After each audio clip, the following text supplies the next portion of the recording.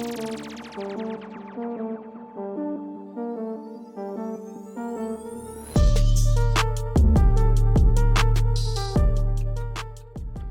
back to another episode of the Shut the Hell Up and Sell podcast. I am your host, Ronell Richards, the author of Shut the Hell Up and Sell. If you have not gone out and got your copy of the book yet, make sure you get out there and get it ASAP. We're on Amazon. You can go to our website, Shut the Hell Up and Sell, and not only get your copy of the book, but listen to previous episodes of this podcast where I bring on just dynamic leaders in sales to share their stories, to share some practical and tactical advice. And let me tell you guys, every single episode is different. So the advice that our leaders are giving is different every single episode, and it's been rapid fire. So make sure that if you haven't watched all those episodes or listened to them, whichever way you feel more comfortable, because we're on every podcast platform and also YouTube for video, Spotify for video, and the shutthehellupandSell.com website. Make sure you get there and check out all these previous episodes. Now to this week's episode.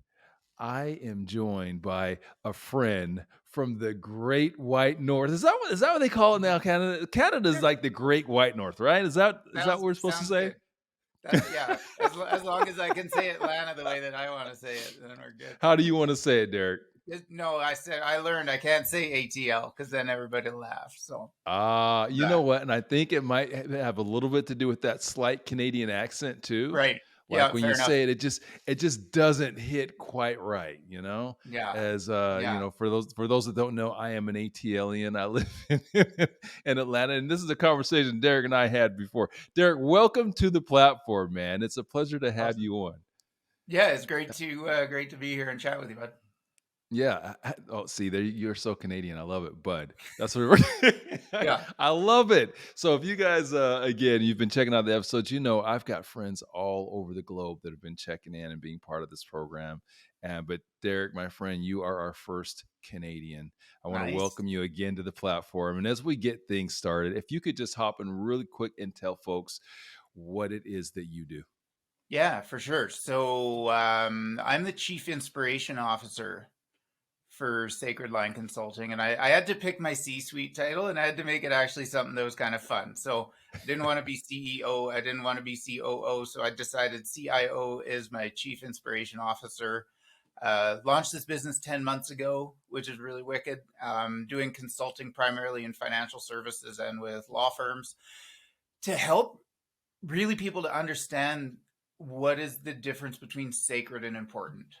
I think it's the one thing that we don't spend enough time actually distinguishing. It's important to get up and brush your teeth and have breakfast, but what's sacred, right? What are your non-negotiables? And just being able to help people facilitate a change of life to live in alignment with their core principles and their core values. And I think, right, like that's really what attracted me to connecting with you. And it's been amazing because it's been a friendship that just started right away, which is neat.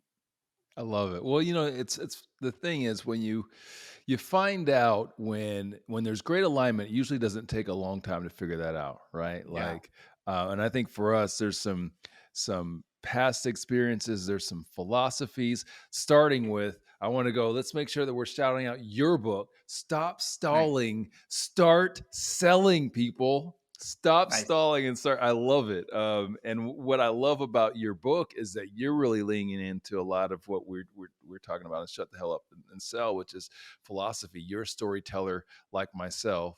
So, you know, telling stories to help people better understand philosophy on selling and to connect them with what, you know, I believe to be, you know, successful, not just successful strategies, but just a successful mentality for, you know, how we go about and how we do business and how we really embrace this profession. So that leads me to my very first question for you, my friend. So we want to put a number to it. I want to know when you started your sales career. When did you first start getting a check to sell, and what were you doing? Getting a check to sell. My first sales job was lemonade in my backyard selling to the golfers. growing up at 4 years old. But If I yeah, had $1 for every time someone told me that one, I'd probably have like, I don't know, $1,000 right now. But all your you'd have all the dollars. Yeah. yeah, man, I'm telling you, Um, that's pretty common amongst us sales folks, right? Like the lemonade stand. yeah, I think it's natural. It's inherent, right? Like it's something that Mm, I've been my entire life. So to pinpoint where did that start, it really did start when I was 4 years old selling lemonade on the street. And then it mhm. goes into selling oranges, and then it goes into selling, the things to support the school, and then going into restaurants and selling in the restaurants because Yeah. the restaurant is that upsell experience. Do we add the mushrooms? Do we add the cheese? Do we add Mm, the cheese sauce on the mhm. side kind of thing? To how do we get that average check up? But it creates that mindset and that mentality. So but my first official sales job making money, which I really sucked at, was selling cars.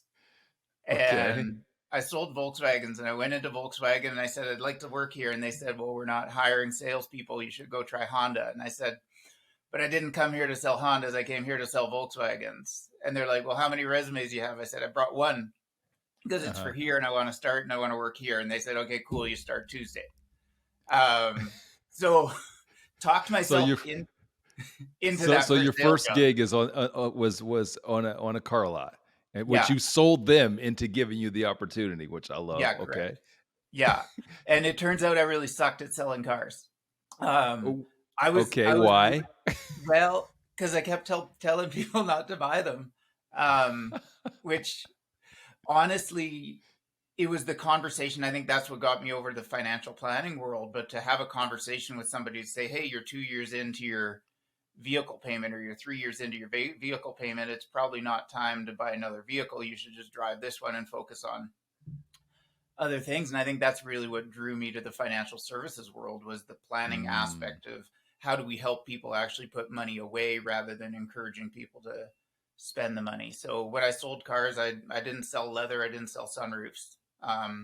Leather's beautiful, but it's more expensive, but it's super hot in the summer. And up here in the wintertime, it's super cold and freezes your butt. So, um, yeah, I wasn't great at doing that, but it led me into the financial services business, into the insurance business, and I think that's really where I started to take off. So so more in a cell that's more directly connected to service and being of service to people. It sounds like yeah, that's and kind to of what you help were people leaning move into. forward, Mm. right? How do we improve your financial position rather than how do we continue to challenge that, right? Ah.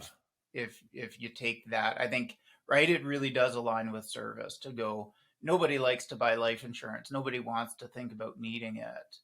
Uh-huh. And in reality, you don't need it. But Mhm. but it's a great thing to have. It buys you time, Yeah. right? And I think that's the biggest thing that insurance does, is it buys you the time to make decision. I always say that, the difference between a good decision and a bad decision is how long you have to make it, Uh-huh. right? So, How long is your runway? How long do you have to make that good decision? Really impacts the quality of the decision that you're going to make. oh, that's a good takeaway. I like Yeah. that. Rewind that, folks. Go ahead and hit that little button and go back 15 seconds and listen to that Nice. again. I want to take you back to your experience in cars, your Yeah. first experience in like professional sales or getting a check to sell something. Tell me something positive, something that you learned from your that first sales gig. Yeah, honestly, it's the features, right, versus the benefits. Hmm. And you're not selling an airbag, you're selling the fact that it's going to keep your family alive. Oh, yeah. Um, right? When I used to sell cars, I'd open up the front door of the car and I'd just plunk myself and sit in the window. And I'd sit on the edge of the door, and everyone's like, "Oh, you shouldn't sit on the door." And I'm like, "Yeah, but it's built proper. So if you get in an accident, you guys are going to be safe." Right? Hmm. But you bring that playfulness into selling the benefit of what the actual feature does, because whether it has a 2.5 liter or a 2.8 or a 3.2 or however many, who gives a shit, right? Like, Yeah. it really matters. What is that engine going to do for you? What is the benefit that's going to bring that forward? And how do you bring that benefit forward in a playful way, but still drive the message home? The reason that I sat on the window ledge in the door was super intentional because the reaction you get from the client is going, "Oh man, maybe you shouldn't sit on that door." And I'm like, "Yeah, but they're great cars. They're built strong. They're going to keep your family safe. They're going to make sure that if something happens to you, you've got the best chance of being okay." But instead of saying that out loud, I just sat in the window ledge, right? So how Yeah. do you portray that benefit versus just explaining the benefit? I think that's probably the biggest thing that I learned there. Wow, what a great first lesson to learn. It takes people a long time to learn that lesson, and that's something that I actually talk about in the book. Is how do we get down to? It's about personal impact. It's about Yeah, emotional impact, right? When we talk about in sales, we talk about features and when you go to your corporate sales gig, right, and you go to your corporate sales training, and they say, "Okay, here's our product. Here's right. the the value the value props, the features and benefits, and it's always so cold, and Yeah, and it's missing that personal impact, right? And you learn that in the car sales world, to go ahead and translate those features to the personal impact. And that's why we talked in yeah, the book, we talk about like really understanding what matters the most to a customer, what right. matters most to your prospect, what's going on in their world. Once you understand that, then you can go ahead and craft solutions that help impact the things that they care about. So what a Yeah. terrific lesson, guys. Okay, we are dropping just like rapid fire gems on this, so Nice, make sure tell your friends, rewind, nice. uh, write some quotes down, put it on some sticky notes, put it on the wall, whatever you got to do.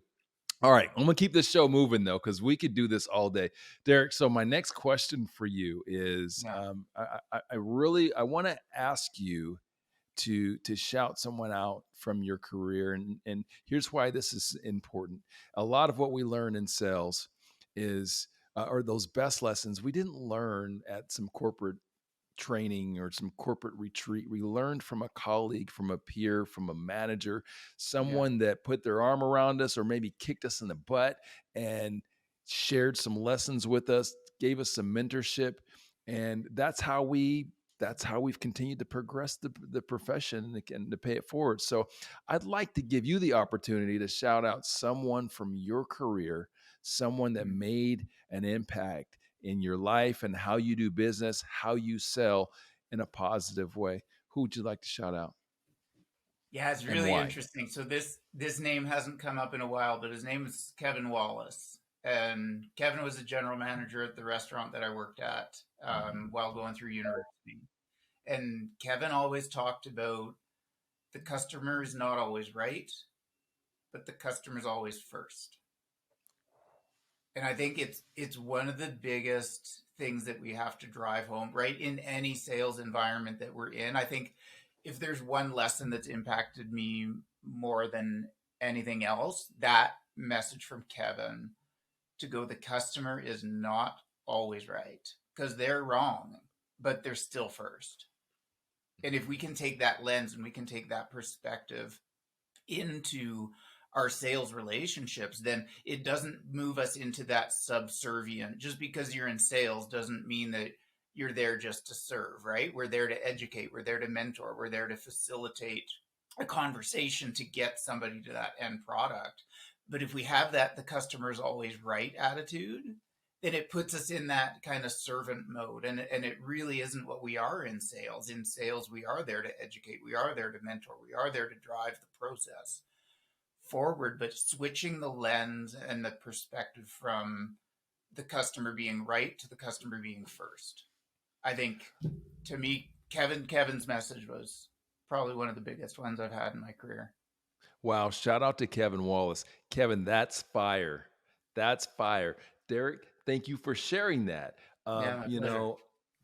So much of I I think that's a mistake that a lot of sellers make, especially earlier on in their career, is to put themselves in that subservient position, right? Yeah, And not put them. And so what it does is it makes you intimidated, right? You're intimidated to make that phone call yeah, to that C level, or it compromises your ability to to really serve, right, and to create solutions and to just put yourself on the same level as that person you're sitting across the table from, because at the end of the day, what we're doing is these are business relationships, right? And no one wants to do biz. Speaking from with my decision maker hat on, bosses want to work with bosses. Okay. Yeah, Like at the end of the day, that's my decision maker hat. So like you are there at the table, seller, because you can provide something that they don't have and they may possibly need. But I think the way that you position yourself, the way that you go about those conversations and negotiations, if you're going about it, to your point, in a way to where it helps to, or where you are on equal playing field, right? 100%. You're at the same level, you're looking eye to eye. You're going to get that respect level, for one. Like that's the worst if you don't have that. Like no one wants to Right. do business with someone they don't respect. No one wants to have relationships with someone that they don't respect. So um, tell me how that lesson has impacted your life and your careers. There may be a specific example, or maybe just general philosophy. Yeah, honestly, I think it's molded my philosophy. It's molded the way that I think. It's molded the way that I present, right? Whether I'm Hmm. selling life insurance or mutual funds or cars, or whether I'm selling right now my coaching services. Um, there's times where we're going to disagree with what our client says, but Hmm. it doesn't mean that we have to admit that they're right and we're wrong, right? It puts that power, and I think you hit it right on the head. That is that level playing field, right? Hmm. It's going, okay, you're here and I'm here, and we're just two people having a conversation. But if you're always right and I'm always wrong, then we're like this, and we're playing this game, and this game doesn't work really well, because how is this person supposed to impact this person's life Yeah. unless we're like this? Yeah. And that the fact that, yeah, they're first, 100%. They're paying the bill. They're buying the car. They're buying the product. They're buying the widget. But it doesn't mean they're right. And Hmm. and that's okay. And it's so important to understand and to digest that. Yeah. That's a fire lesson. I love it. Okay, it's storytelling time, my friend. Cool. So let's go ahead and put you're up there. You probably got a nice little sweater that you can throw on because it's cold Yeah. up there. We're gonna do our Mr. Rogers story time, Nice. storytelling time. It is time for you to tell a story. And what I'd like is a story, and I know you're terrific at this. And guys, make sure you get out there and pick up. Stop stalling. Start Thanks. selling, where it's full of great stories. Um, but Derek, I want you to choose one of those stories to Yeah. share with our audience. And again, guys, if you haven't listened to the podcast before, it's your first time. These are stories to better educate you and better connect you with philosophy, so you understand how to do business and why we, as folks that have been doing this for a little while, why we believe that the way that we believe. And the reason why we believe these things is because we've had experiences and stories like Derek is about to share from our lives and from our careers that have helped to formulate the philosophy. So, my friend, the mic is yours. It's storytelling time. What you Yeah. got? It's really interesting. So I was thinking originally, when you mentioned this question, I was going to tell one story about my worst, most terrible, horrible day in sales. Um, but I was reading through some LinkedIn posts this morning, and it was a friend of mine, and she made this post about, she goes, I should have decided to do this sooner. She Mm, left the corporate world, started her own company. And it made me think about the word decide. And this is one of the chapters in the book. But if we think about that suffix CIDE, so that suffix exists in the word homicide, regicide, suicide, pesticide. So homicide, kill somebody else. Suicide, kill yourself. Regicide, kill the king. Pesticide, killing insects and animals. And the word decide is to put to death all other options. And and I was thinking about that this morning. I thought, you know what? This is the story that we have to share today, about deciding to do something. because everybody's like, "Oh, I decided to lose weight." This is a great time of year for that, right? Our New Year's resolutions. I've decided that I'm going to be great in sales. I've decided that I'm going to improve my marriage. I'm going to improve my health. I'm going to improve my fitness. I'm going to improve this. But nobody understands how powerful that word is. Mm. And when you look at that word decide, and that the word decide, to put to death all other options. Mm. And that, like, that word has had such an impact on me, to just to understand and to learn the impact that that has. When you go, I've decided I'm going to do this. I've decided I'm going to get a better job, or I'm going to move, or I'm going to start my life over again, or I'm going to leave a relationship. But decide, almost, right, in the way that we look at it previously, almost gives you permission to not do it. Right? Mm. I decided to do Mm-hmm. this. But it didn't happen. So who cares? It's good. But when you understand the definition of that word, I think it's probably one of the most impactful things that we can bring with us, to go, I've decided I'm going to be successful in business, so nothing is going to stand in my way. Nothing is going to change my determination and my drive and my resilience and my focus and my courage to go and achieve that goal, because I've decided to do it. I have put to death all other options. And I think that's the lesson. I think that's the story. The story exists for all of us about doing Wow. that. Can you put that on a t-shirt? Yeah, you bet. Wow. That's powerful. Yeah, I You've just challenged my thought. I've never that's one of those words that I mean, we ever really looked up the definition of it, like, yeah, and really it is far more definitive yeah, than, or it can be if we give it that power, right? right. And we respect it.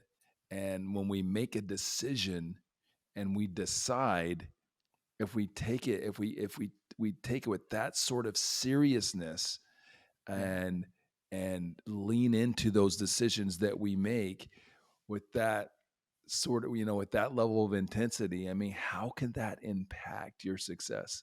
yeah. You know? Wow, powerful. And Tell me. every other word with that suffix is powerful. Homicide, powerful. Suicide, powerful. Decide, 3 out of 10. But when we understand it, that's a 10 out of 10 word. That's a power word. Is that a recent revelation for you, or is this something that you came to appreciate before reading the, Yeah. the post? I don't know where I learned that. I don't know where I picked it up along the way. I think, we pick up so many good nuggets, but there's certain stories, there's certain things that just stick with you throughout your career. And right, it's a great constant reminder to bring you back, to just go, this is a power word. That's a 10 out of 10 word. It's not a 3 out of 10 word, Mm. but we throw it around like it's disposable. How do you use it? How has it impacted your decision making, and your journey to success in business? Like, how do you use Right. it? I've probably used it much more with conversations with others. Hmm. But it's a real good call out when you're having a chat with somebody and they said, "Oh, I've decided that I'm going to do this Ooh. year." And I'm like, "Cool, Ronell, what are you doing this year?" And he's like, "I've decided to do this." "Oh, okay, we've decided to do this. So what does that mean?" Right? I think it's about translating the power of that word to other people. There, That you just that changed the that's game. yeah, I don't even know if you know that. You just changed the game. There are leaders listening to this, including yours truly, yeah, that will use that as a tool for coaching and mentoring, a powerful one. Because, yeah, we go through, sales leaders that are listening to this, or entrepreneurs, you've got people that report to you, and they say that sort of thing, like, yeah, I've decided to do this, and I've decided to do that. And I will probably forever now pause when I hear that and yeah, think about this conversation and use that in a way that I've never used it before, as a tool for coaching and mentoring, yeah, and helping my people that I'm tasked with leading and mentoring and coaching to be way more, just to take that word way more seriously, yeah, and put the action in place behind it, right? It's not a passive word. Yeah. It is putting, as my friend has just educated me, it is putting to death all other options. When you, if you replace the word and say putting to death, hey, Yeah. Derek, I Yeah. have decided to put to death all other options for my sales success. But Right. this one, oh my God, that is way more intense. That is way Yeah. more serious. That brings a much deeper level of focus Yeah. to, to your, to whatever it is you're trying to achieve. I love it. Oh, we're done. Yeah. Listen, man. No, mic's Okay. off. Cool. Podcast over. Perfect. See you. Nice to see See you next time. Wow, great stuff, man. Okay, I could go on and on that, but Yeah. we got to keep it moving. Hey, first, I want everyone to know, I thank you so much for taking the time to hang out with us and listen to and watch these great episodes. And this one is a banger. There's no better honor that you can give us than your time. Um, there just isn't. So I want you to know that I appreciate it, and out of respect for it, that's why we keep these things moving, and try to keep them to 30. Only because I want you guys to get these gems and get you and give you enough to go out there and knock it dead Yeah. in your career and in whatever it is that you're trying to do in your life. All right, so we're moving to my final question for you, Yeah. Derek, which is, this is the um, tactical part of our podcast. This is Yeah. where you share a tip, piece of advice, something that people can take. You've already just dropped so many gems, but something someone can take away from this and put some action to start seeing some more success in their business or their sales activities. Yeah. What would you like to share? Hmm. I think I reflect back on the last 10 months of running my business, Mm, and I was afraid to do it, right? I had a comfy job, corporate job, making good money. I'm the sole income earner. My wife, we're in a traditional relationship. My wife is home with the kids. The kids are in school. We got the mortgage, we've got bills, all of that stuff to pay for. And venturing out on my own was really scary. Um, but what I've noticed in the last 10 months is that when you get to the other side and you've accomplished it, you realize it wasn't that scary all mm, along, right? I've been wanting to write a book for 3 years. Um, I wrote 40% of that book in 3 days, mhm, and I accomplished it. And it went bestseller, and bestseller is its own story, but right, it accomplished what it needed to accomplish. I was afraid of doing a TED talk. Somebody said, Derek, you should do a TED talk. Um, Now I'm doing one in January. I was afraid of starting my own company and venturing out on my own. And now we're 10 months in and we're 7 people on the team, and we're, looking at this expansion upwards of 30 to 40 different consultants on the platform. But realizing that when you're on the flip side of it and you look back, when you've passed the line and you look back behind you, it wasn't as hard to get there as you thought it was going to be. And I think that would be my advice for anybody who's listening to this, for anybody who's watching this. If you're afraid to do it and what you want to do aligns with your core values and it aligns with your principles, and we call it the sacred line, as if it aligns with your statement, with the anthem, right? um then do it, because it's not that hard. You wrote a book, I wrote a book. 80% of people, they say, have a book in their mind, but 0.1% of people actually end up writing a book. So, right, huge accomplishment. But now looking back at this, going, your second book's going to be easier. Your third book's going to be easier. Your second business is going to be easier. Your next business after that's going to be easier because you've done it and you've accomplished it. I think the amount of fear going into something that may start to tail off, but also that challenge continues to increase. So we mm, achieve this, with this much fear versus before we achieved this with this much fear and this with this much fear, right? As we progress and as we move forward and as we continue to push, we realize that what we did actually wasn't that scary. So, was there anything that you did, any tools that you took advantage of, or any way that anything specific that you did to kind of address those fears or to combat those fears or to get yourself over that hump? And I think I decided to do it. My wife and I decided to do it. Mm-hmm. Right? We live in a ski town. We live in a ski resort. So I'm 3 minutes from the chairlift and I can be skiing in half an hour from where I'm sitting right now. And we always wanted to move here. And so a year and a half ago we did. And it's been amazing. And it's funny because people are like, man, you're so lucky to live in a ski resort. And I'm like, okay, cool. If you want to know the secret, here's the secret. And I'm like, you got a pen? Yeah, okay, cool.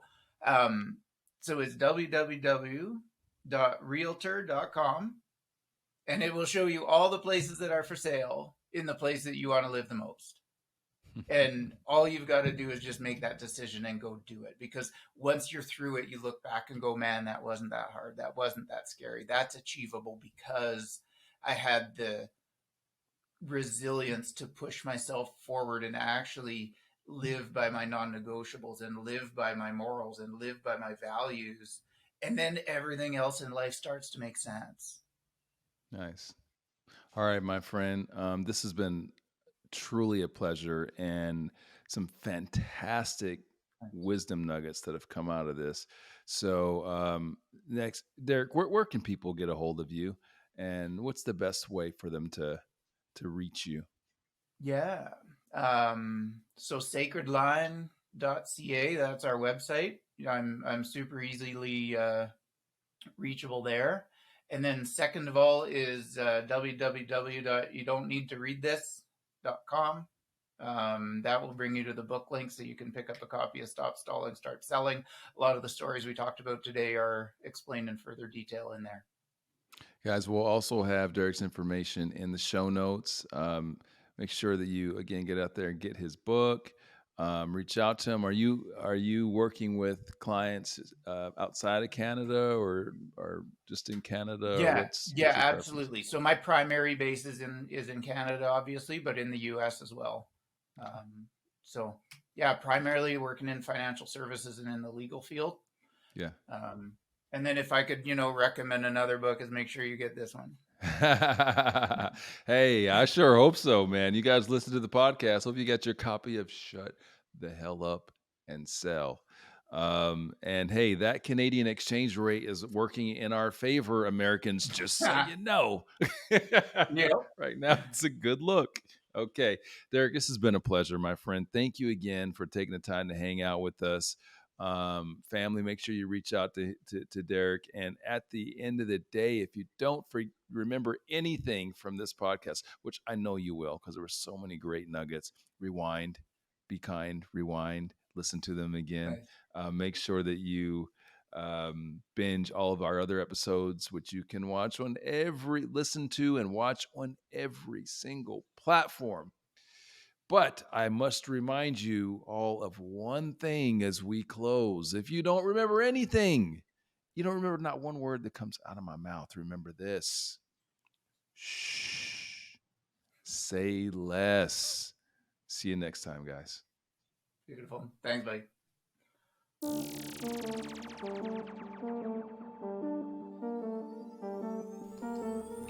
Hey guys, it's Ronell, and I just wanted to thank you for listening to this episode of the Shut the Hell Up and Sell podcast. If you liked it, please rate us 5 stars on whichever podcasting platform you're listening to this on. And while you're at it, punch that subscribe button. That way you get notified every time we drop a brand new episode. Hey, I'd also appreciate it if you went to our website, shutthehellupandsell.com, and became a member. It's absolutely free, and you'll have the opportunity to listen to previous episodes of our podcast, check out some of our free courses, get a copy of the book, and we'll send you sales tips and motivational nuggets from time to time. Lastly, if you'd like to book me for either appearances or speaking engagements, just send an email to my team at team@shutthehellupandsell.com.